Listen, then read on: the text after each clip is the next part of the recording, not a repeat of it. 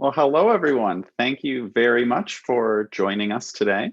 We're excited to get started with you for the IIP webinar this evening. Just bear with us for about 5 more minutes. We will wait as just a few more attendees join the group. So just hang tight for about 5 minutes and then we'll get things started. Thanks again for joining and for your patience.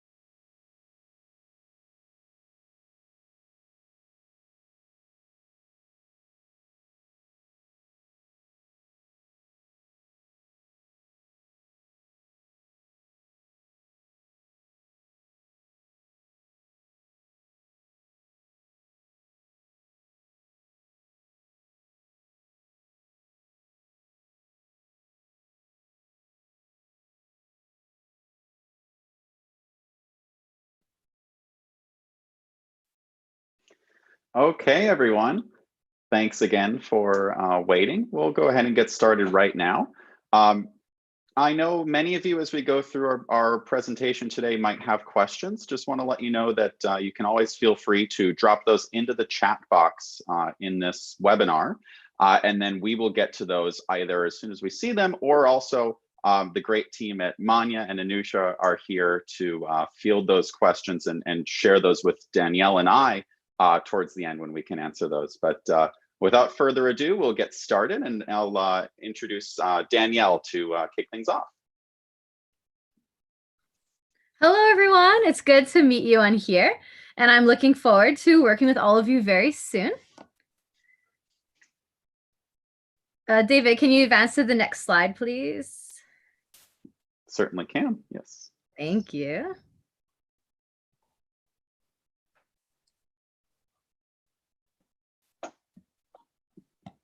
All right, so this is us. You've already met David, who is here with us today, and myself. So I am who will be working directly with all of the students that go through the IIP program, and I am who will be on all of the emails and asking a whole lot of questions and just making sure that everything is on track and that you are getting the most out of your mentorship as possible. David, would you like to give a quick self-introduction? Absolutely, thanks, Danielle. So I am the co-founder and CEO of Tuding in the IIP program. I have a master's in computing and education from Columbia University, as well as an MBA from the MIT and Fudan University International MBA program. I'm also always involved in those in student projects, always kind of keeping track of you meeting your objectives and goals, and there to support alongside Danielle. Perfect, thank you. And bridging off of that, as Dave was mentioning, kind of some of his background, I'm also a current PhD candidate at Shanghai Jiao Tong University. And so I'm very passionate about research and writing, and also just helping students break into writing their first research reports or papers. And I'm really passionate about helping students go on to publish those papers in the future. So if you ever have any questions throughout your mentorship about those things, feel free to ask me. Okay, next slide. Yep, there might be a little lag, sorry. No problem. Okay, so first up, I wanted to give you a quick overview of kind of what we do and who we are. And so our main goal is to set up students one-on-one with a top university professor, lecturer, or researcher in the field that is of your primary academic interest.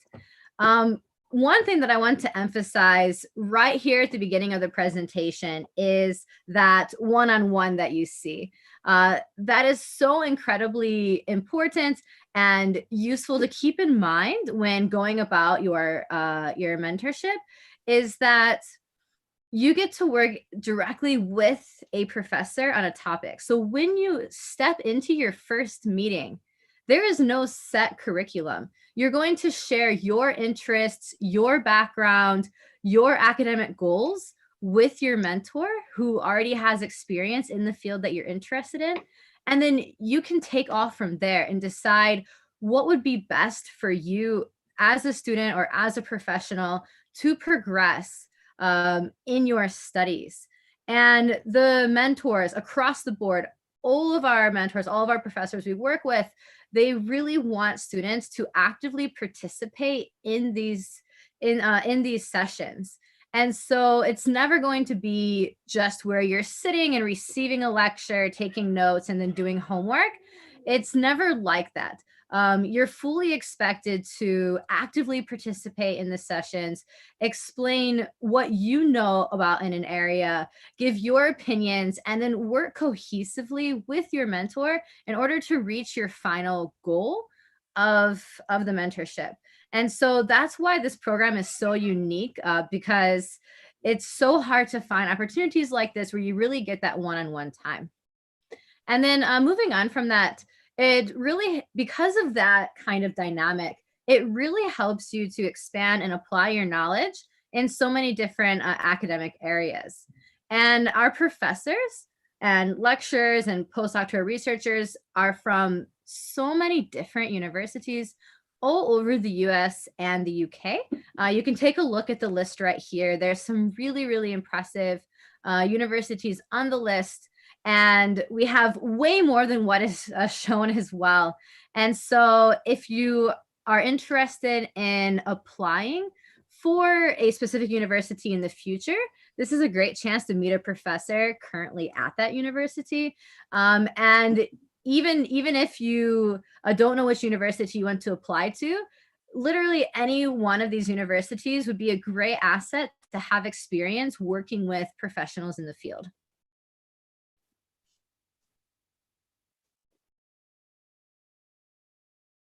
So these are some of the most popular mentorship fields that we currently have. We're always adding more. And if you have anything specific, you can also ask us, and we're more than happy to help you find something that matches your current passions. So most of the programs are in the STEM, humanities, and fine arts fields. These are the general fields, but we have everything more specific underneath these as well. I just saw a question about aerodynamics. We do have two mentors that are very, very professional and amazing aerodynamics professors. And in every one of these categories, there's so many subcategories as well. So the best thing to do is just to reach out to us if you have any questions about a specific field.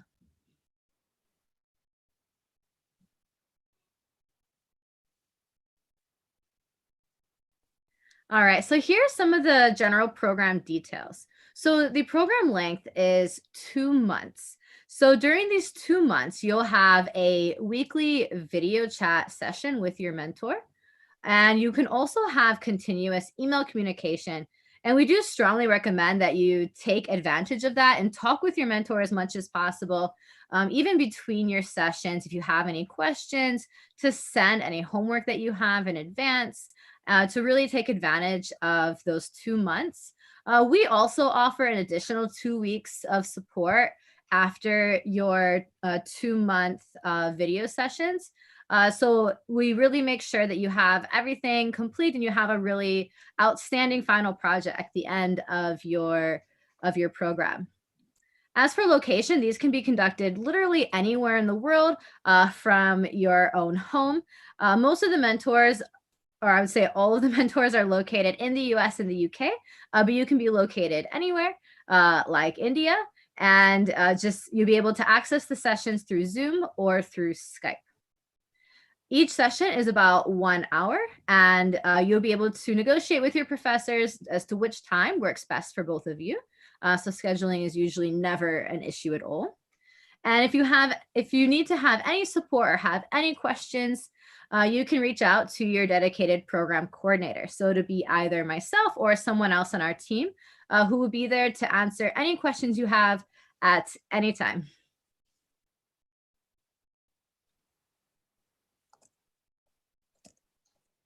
Sorry, there's a little bit of a lag there. All right. So there's three main types of the mentorship. So the first type is an independent research project. There's the internship and there's the deeper learning. I would say the most popular one is deeper learning, but the other two are more of a challenge, but they are definitely very exciting. And I'll give you more details about those now.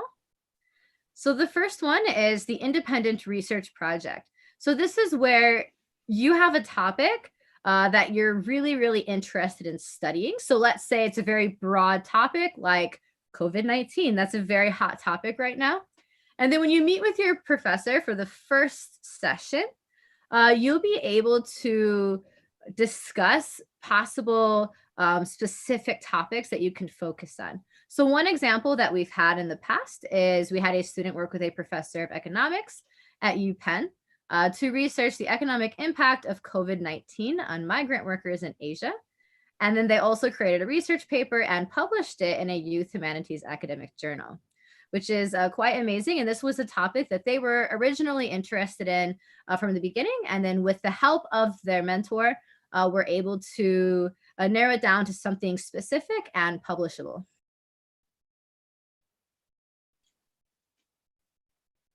The next type is an internship. So this one is a little bit less common, but it's completely possible if you have a research area and experience that lines up perfectly with one of our professors. This is where you can work as an assistant or a collaborator on one of the mentor's current projects. Like I mentioned before, it's only possible with very select mentors. But one example of this is work with a professor of psychology on a university study of the impact of solitary confinement on mental health or incarcerated individuals. So this is a very unique opportunity that has such a good chance to actually work on something that can be applied at a university level. And the last one is deeper learning. This is by far the most common one that we see because it really gives you a chance to learn from your mentor and to draw from your mentor's experience in order to increase your own knowledge set and your level of expertise within a subject that you are passionate about. This is really good for students that are currently in high school or are in the lower grades of undergrad because it's a fantastic chance for you to really build up a topic that you're interested in studying farther, but you don't have much experience with. This is also where if you didn't have any opportunities to study a topic at your home school that you're very passionate about, this is the opportunity that you would have in order to finally have a comprehensive study in that field. So one example we have is working with a professor of film to study mid 20th century war and to incorporate this knowledge into a screenplay for a film created by a student-led group. So I remember this project specifically, and it was such an amazing and interesting project to see develop. And it really took this student from having very little knowledge on this area to being able to write a full paper and give a presentation to their professor on this topic. So it was incredibly impressive, especially when starting from such a minimal knowledge base in an area. The major increases that we see are astounding. All right, so now I'm going to pass on over to David, who will give you some more examples. Wonderful. Thank you so much, Danielle. I just want to pause real quick because I'm not so sure. Have we had any other students in the Q&A? Can you see, Danielle? Any other questions pop up? I saw a couple hands get raised. So we have, aerospace engineering, biotechnology, digital marketing, industrial engineering. All of these that I just mentioned, we do have mentors for these. And so, so all of those that were mentioned so far, computer science, all of these we do have mentors for, and you can reach out to Anusha in order to take the next steps and to figure out exactly which mentors could be recommended to you for those fields.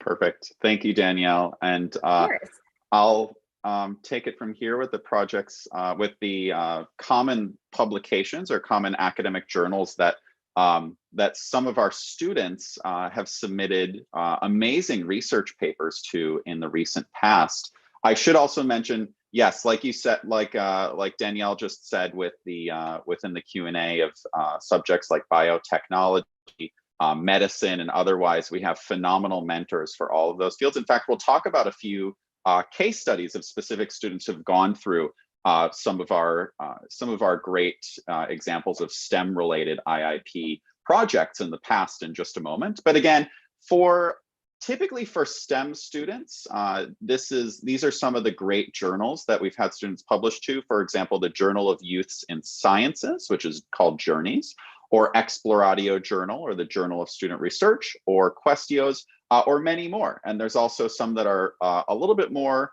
of a humanities fit, and also for even things into the fine arts or history or art history as well. So that is a little taste of the of publications that students have been involved in. I want to first talk to you about an example of a student that's very relevant, especially for you students who are interested in engineering, particularly mechanical engineering and electrical engineering. This is a student who's actually from Canada, but studies here in Asia. He was very passionate about building an electronic device that would analyze athletic performance. So we set him up with an engineering professor at Columbia University, a great mechanical engineering professor who's on our team, who's also in the leadership of Pratt & Whitney, one of the large major US aeronautics manufacturers. So the two of them together did some incredible things. Not only did they design this waterproof headset for analyzing swimming performance, but together they also applied for and earned multiple patents for the students' technology. And then I'll just show you a little bit of the students' research paper as well. So in addition to the patents, in addition to designing the device, in fact, in addition to the student and professor designing multiple devices, as the students started to actually sell these to other high school athletic departments in his area, was this research paper, which is focused on two things: primarily the design and technology of the device that they made, but also a kind of market analysis, which compared it to the functionality and price and design of different athletic analytical devices, like your Apple Watch or Fitbit or so on. So how does it compare against what's out there? So this was incredibly advanced work that the student did. Building the device, patents. Actually, they even developed software that can interpret the data that the device was receiving. Beyond the research paper, the student then actually presented his work to a technical and design conference in Manchester in the UK, amongst some of the most renowned professors in these fields. So the student was really pretty incredible. Actually, we were aware of his admissions results shortly after the program. He ended up getting into the University of Chicago, which is a remarkable top 5 or top 7 university in the US, and turned it down, which I don't know if his parents were thrilled about. But he ended up he chose Caltech, which was his top choice, and he's actually there this fall. So we're really excited for him.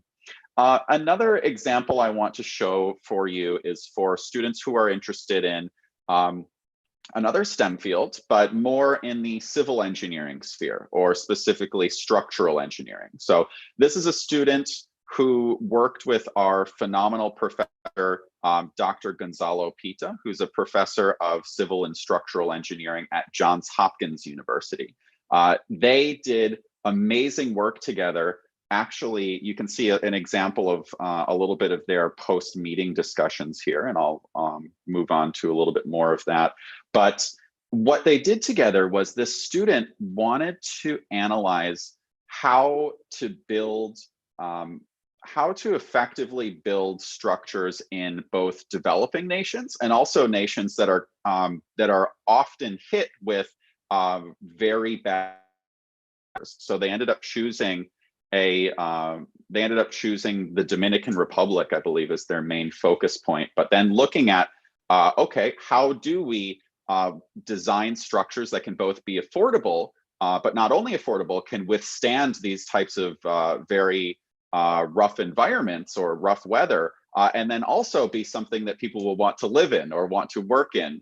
So it has to kind of fit stylistically with what's there. So they did some incredible work in terms of interpretation of geometry, mathematical formulas, structural characteristics.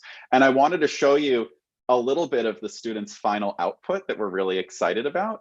So this student was not only published for her work, but she also, working with Dr. Pita, actually developed this website to showcase her findings and what can be done or what should be done in terms of building the right structures with the right materials in this location. So this is a look at her at the home page, and a little bit more about her goals specific to the Dominican Republic, which, as you know, is in the Caribbean islands, which is very prone to hurricanes, high winds, potentially volcanoes, tsunamis. So they looked at this from a few different angles, both risk management. They're using the risk triangle.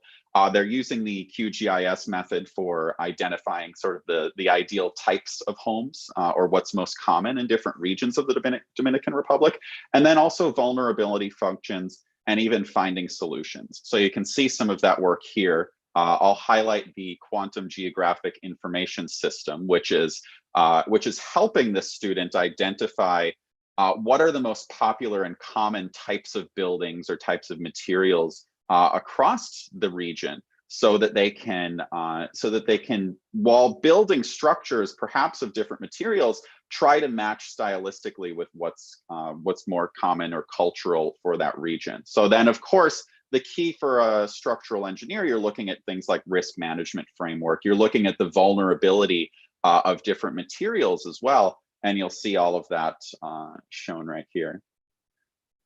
And then if we look at the end, this student did an incredible improvement plan as well. So ultimately giving her guidance on not only the materials to use, but also the types of structures and how much kind of cost savings can be accomplished through through taking these steps. And you'll see it was an incredibly well cited and extensive report. Like I said, it was published. They worked together on this on the website as well.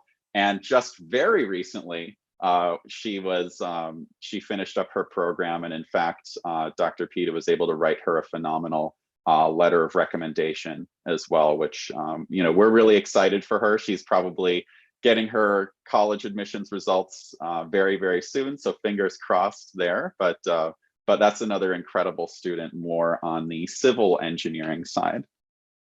By the way, I should also mention in terms of kind of product, like a finished product for the IIP, what you're looking at is we work with over 105 different professors from top universities in basically every subject, like you saw previously. So what does that mean for what you can accomplish? Well, it means that our students do quite varied projects during their work, but there is always the required written component, which is typically comes in the form of a research paper that is written in collaboration between the student and the professor. So that's a little bit of what we've been seeing so far, as well as some of the project work. But students can do so many different things. We have students who will do, I think, a lot of students might be interested in medicine related work. And we have students currently working with, we have a student working with a professor of biomedical engineering at Brown University, an Ivy League university, to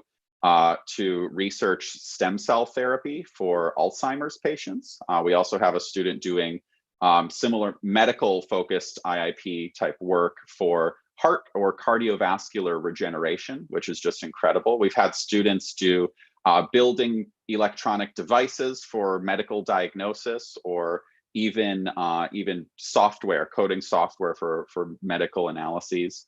So the sky is the limit, but again, there is always some required components like the midpoint and final evaluation of the program, as well as the written component, which is usually that research paper. I want to show you an example real quick of a student very quickly who was focused on neuroscience. So he had the pleasure of working with Dr. Eric Hoel, who's a professor of neuroscience from Tufts University, an amazing mentor. He's been on our team for about 2 years now. He's just done wonderful work with students for anything related to neuroscience. A great research paper on the intersection between artificial intelligence and neuroscience, or even studies of systems, like a comparison between different international subway systems and that of New York City. So this is a student who actually was focused on artificial neural networks.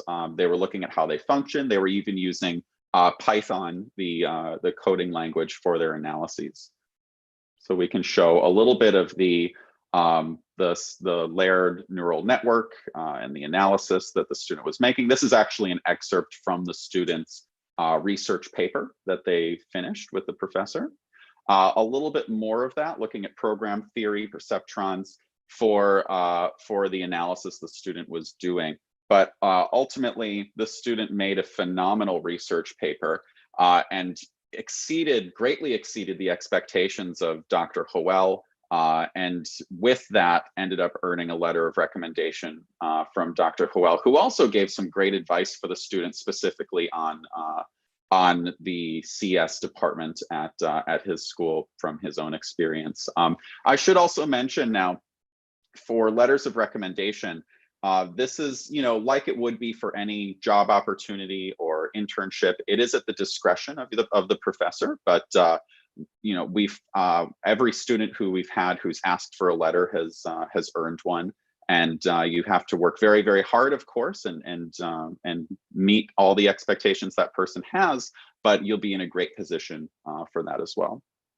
I want to talk about I think one or two more, maybe just one more quick program to cover, which is one related to machine learning. So we have a number of phenomenal professors who are experts in machine learning. For example, a postdoctoral researcher in computer science and data science and statistical physics at NYU, who's an expert in machine learning, as well as a professor of software engineering and chemical engineering at the University of Washington, who's done great work in machine learning with a student. And that's actually who worked with this student here to working with open source data sets and exploring fields of interest using pandas data frames, running various machine learning algorithms, and even applying those to new data sets. So this is a little look at typically what comes in the form of meeting summaries from our professors. So after each meeting that students have every week with their professor, both parties are encouraged to send a meeting summary or a meeting report essentially on what was covered. So this helps you kind of recall the knowledge that you gained throughout your session, but B, this will include your weekly tasks, the things that you're working on between sessions, and you'll be following up with your professor throughout the week on all of those things, be it further readings, further text, past research that you're going through, or also experimentation or coding or building, or whatever it might be for your specific subject and goals.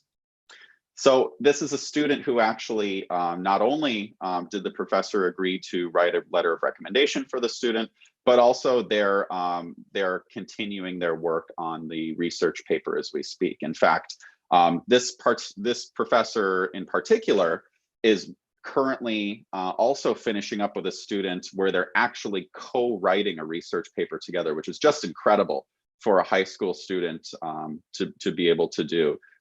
Typically, so Danielle had mentioned the deeper learning program framework, which is a little bit more about building your knowledge base and then applying those skills. Independent research project is what has frequently been covered in these past examples, where the student and professor mutually agree on the path to move forward with together for their project, and then that's what they map out for the 2 months together. And then, of course, also the internship, which is pretty intuitive. But a few kind of closing things. A lot of students ask me, what can I get out of IIP? Well, I'll tell you this. I mean, from an educational perspective, the goal is that you learn so much more about the field that you care about than you're able to in the context of your local opportunity. So that's the key. But from an admissions perspective, oftentimes students are using the IIP to write about in their university application activities lists or their resume. So students will put, I was a research intern for, Dr. Kempthorne at MIT in a data science project, leveraging our programming skills to make future predictions about stocks or property investment or whatever it might be. But being able to put that in there really proves to universities that you are capable of excelling at that higher level. Now, many students also write about their experience in IIP for different essays that they have for applications, like their personal statement or supplemental essays talking about a period of great growth or exploration within your field, or even challenge that you overcame. Many students also, in fact, all students are writing a report or a research paper during their IIP. And most of our students are also aiming to have that published. I believe in fact, all of our Manya students have had their work published in one or more youth academic journals. So that is just incredible. And that is what we call codifying, or providing tangible proof of your skills to not only admissions offices, but perhaps to future employers as well. So that is something that stays with you throughout your career and can open many doors. Finally, like I said before, a letter of recommendation, which is at the mentor's discretion. But if you're working very hard and exceeding their expectations, you'll be in a great position for that. Like I said, everyone who's asked for a letter has received a great one from their professor as well. But you do need to work very, very hard.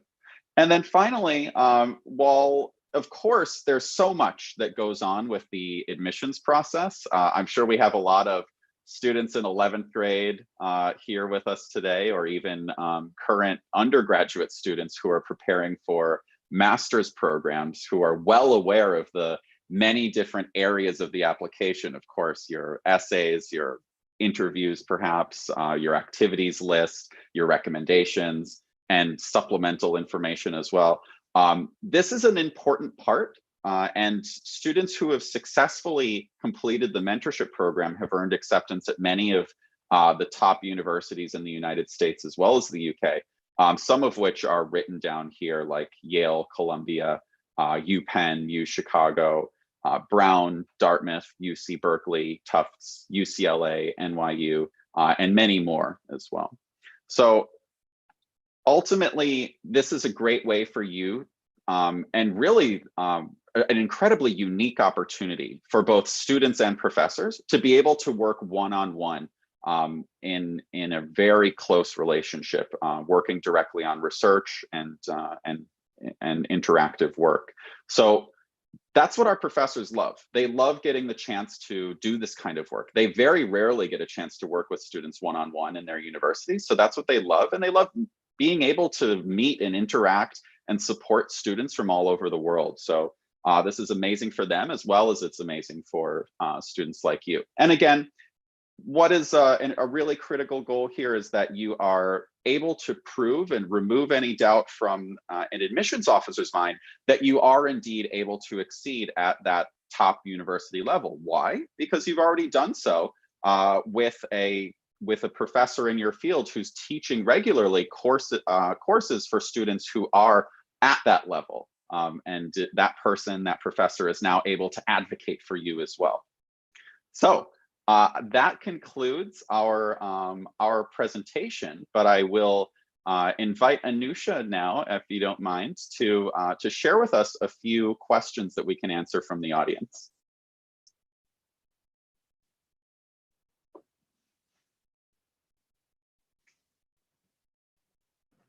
Hi, thank you so much, David and Daniele.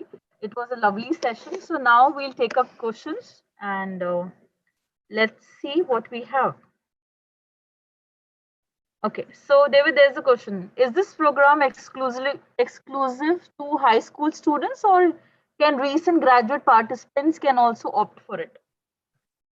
Yes, you certainly can join in if you are. Thank you very much, Anusha. If you are a student who has finished high school, maybe you're currently in college, thinking about your master's plans, or you're finished up with school and you are potentially looking for a way to further your profile for your future career, absolutely. The IIP is here to support you. So generally, we work with a lot of students in their later years in high school, but we are absolutely are also working with students currently in college or outside of school as well. And oftentimes those students take on even more intensive or challenging IIP topics or projects. So we're excited to work with those types of students and figure out how to support them. I should also add, whether it's a high school student or college student or otherwise, all students who are interested, you'll want to first reach out to your support team at Manya to ask about an evaluation. So and David, then, in that case, yes. you can switch to the slide wherein we have the information. so that the Oh, we students have that. can, Good. yes. Good. I was hoping it would come up. There we go. Right here? So, dear Okay. students, these are the information wherein you can connect with Manya team, and Manya team can help you to assess your profile and get you through this internship program. Thank you. So, David, I have another question. A lot of students are asking, what course field do you offer? Is it computer science, digital marketing, and some are asking about pharma. So, can you help us understand that what all fields this program covers? Of course. Danielle mentioned a lot of the most popular fields at the beginning of the program, but computer science, absolutely. This is a field that is very popular with our students and is well supported by our professor team. For example, we have a professor of computer science from Brown University, who's also on the faculty at the Rhode Island School of Design, who's a brilliant professor in all things computer science, who has both coded apps as well as games or other software with students as well. We have professors of software engineering who are able to support in that. The other subjects in terms of medicine, I mentioned some of our great professors in biomedical engineering and neuroscience earlier who can support students in those fields as well. And yeah, I'm sorry, Anusha, what was the third one that you asked about? They are asking regarding economics, digital marketing, engineering, specifically the chemical engineering. So they just want to know that what all courses, what all field this program covers. Well, I guess the short answer is yes to all of those. But for digital marketing, we have a phenomenal marketing professor from UC Irvine who actually recently finished up her work as a researcher at NYU Stern, one of the top business schools in the United States. She's an expert in both marketing as well as economics, but she was even a market analyst for a major corporation in the US, and she was a marketing professor for UBC in Canada, which is one of the top programs in the world. So that's a great fit. But for economics, we have economics professors at MIT, at Wharton, UPenn, the top business school in the United States, UIUC, BU, Harvard, many, many great people to support that interest as well.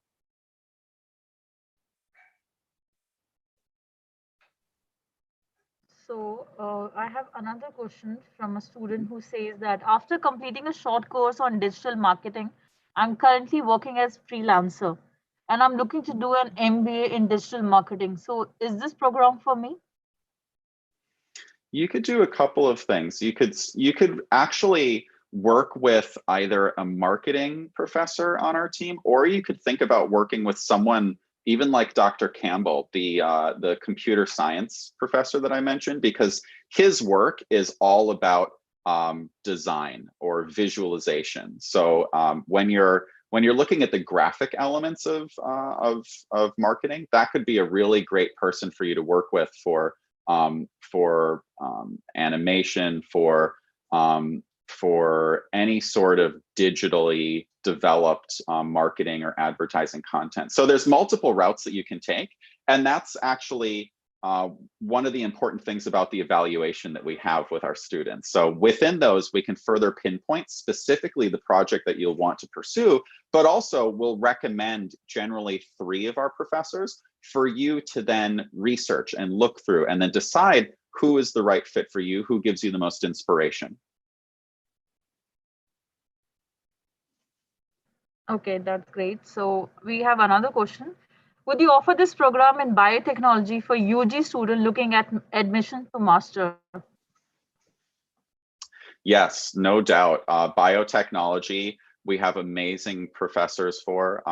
Like I said, a great professor in biomedical engineering who works with biotechnology, bioinstrumentation at Brown. A phenomenal postdoctoral researcher in biology at UC Berkeley, who is a prolific coder. He has a really incredible GitHub page that I can share with you if you're doing an evaluation with us. But anything kind of integrating biology or organisms or whatever it may be with tech, that's a perfect thing for us to support. We also have, like I mentioned, Dr. Hoel, who's a professor of biology and neuroscience at Tufts, who is a remarkable coder as well, or programmer. Even Dr. Chad Curtis in chemical engineering and software engineering could really support with those specific goals as well. But I would really encourage you, that student, to have an evaluation with us, with me, so that we can talk about what each of these professors can do and what their specialization really is. And then we can fit that with your specific project goals. We have another question. For this program, do we need any prerequisite knowledge or any prior knowledge or of that particular domain? Well, not necessarily. The prerequisites for this program are that you have very strong communication skills, and you'll be able to communicate very effectively with a high-level professor in your field. But our professors understand that students that join this program aren't masters of their field just yet. They want to know that you have great intellectual curiosity and a passion for learning more about this subject, and they want to help you learn more about that subject. So there's not necessarily a prerequisite requirement for what knowledge you have. And we can be careful about that as well with our mentor recommendations. We have a few professors, maybe for electrical engineering, for example, that want students to be a little bit more advanced. But in almost every case, you can come into the program at a more foundational level, and that's where we'll build up from throughout your program. Great. I have one very interesting question, and I think that student is already enrolled with Manya Education. He says that, greetings everyone. I'm presently enrolled in SAT coaching from Manya and studying in high school, aspiring for UG in US. Is this program right for me presently? Studying in high school, that's the perfect time to get started. The first thing we need to do is kind of pinpoint what specific subject you're most passionate about, or what you will be your intended future major when you're filling out applications, whenever that might be. But we want this IIP to really support what that field may be. But absolutely, getting started in high school is a great opportunity, and really whenever whenever you start in high school can be great. Of course, for admissions offices, they are always looking at basically everything that you've done from grade 9 and beyond. Of course, if you're a little bit later, grade 10 or so into high school, you may have a little bit more kind of prerequisite knowledge that can be a great benefit to you. But always, you want to keep in mind that this is something that you can and should do in high school. And we even have students who take on multiple IIP programs with us throughout those years, as their skills develop, as their passions develop as well. So absolutely. And this is the last question I'm taking up, which says that, is there is any selection process involved into it? And if yes, on what basis? Yes. So like I said before, with the communication skills, that's one of the main things we're looking at when I have my evaluation with students. We're also looking at a few other factors. We're looking to see that students are high achievers in their academics as well as their standardized testing. So that while there isn't a specific figure that we're looking for, we're generally looking for students that are towards the top in terms of their class rank, that have top percentile standardized test scores or high percentile scores. And then also your availability is key. So for students who take on the IIP, I think on the lower end of the spectrum, they're spending maybe about 2 to 3 hours per week working on their tasks, their research, their projects. And then on the higher end, you're looking at maybe 5 to 6 hours per week. So we want to make sure that students not only have the capabilities, but they have the time to really commit to doing great work, because we want this work to not only be a benefit to the student, we want to make sure that our professors are very happy with the students that they work with. So meeting those primary factors is key to kind of being accepted for the program. Thank you so much, David. I think that's all.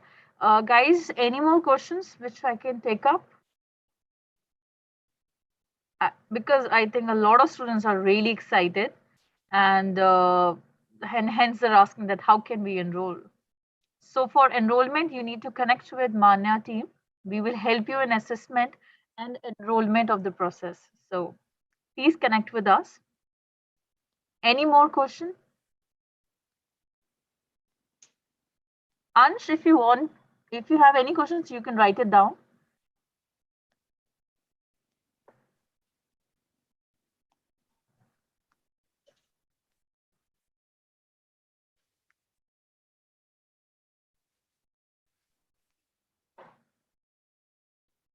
I think we don't have any questions.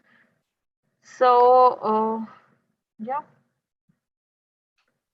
Great. Yes, we do have course Okay. regarding aerospace engineering. So We how do. long We this have program will? Yes. How long this program will last? It is for approximately 8 weeks, which is 2 months, one session per week. Will this program be available in the near future as well? Yeah, David, can you answer that? Sure. Yeah, usually, we have students who want to get started with us during the spring semester or during winter break or even during summer break. So what we need to do in those cases is we'll have an evaluation and then we'll do what we call an advanced IIP reservation. So that means that we can confirm the professor's availability for that student for that specific time. So even if you are planning to get started maybe a little bit later in the semester or later on, do get in touch with us early because some of our top or most popular professors do get kind of booked up very early on. Thank you so much. That's all for today. And if you have any further questions, please connect with us. We'll be happy to help you out. And thank you so much. Thank you, David. Thank you all. Of course. Thanks, Anusha.